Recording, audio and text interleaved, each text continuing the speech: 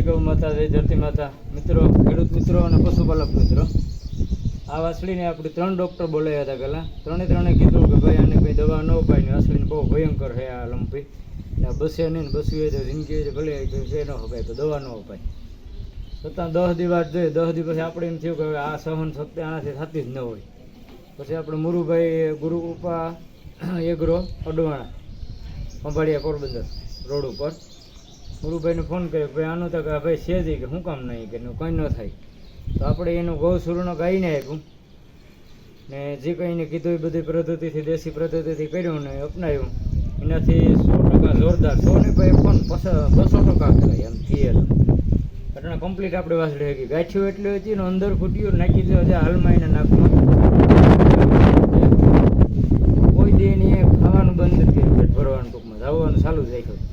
હવે કમ્પ્લીટ થઈ ગઈ. આ દવા કરવી જરૂરી છે, કંઈ ખર્ચો નથી, ફ્રીમાં આપે ભાઈ.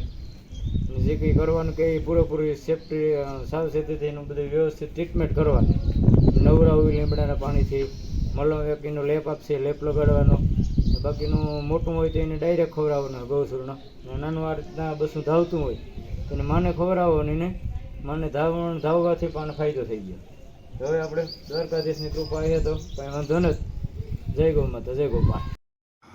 આ નાની એવી 30 વાહાની અજેતા વાસળી આ નૂતી બોલે હકતી, નૂતી ખાઈ હકતી, પીએ હકતી અને લારું ઈ જતી તું, નાકમાંથી લોહી ત્યાં જતા હતા અને દૂધમાંથી આવતી. એટલે આપણે કીધું કે ભાઈ ગાયની ધવરાઈ હો ને વાસળી હાજી થાય ને આ વાસળી હે એ તમે લક્ષ્મણભાઈને મોઢેથી જ સાંભળો. જરાક અવાજ ધીરો હે પણ સાંભળજો.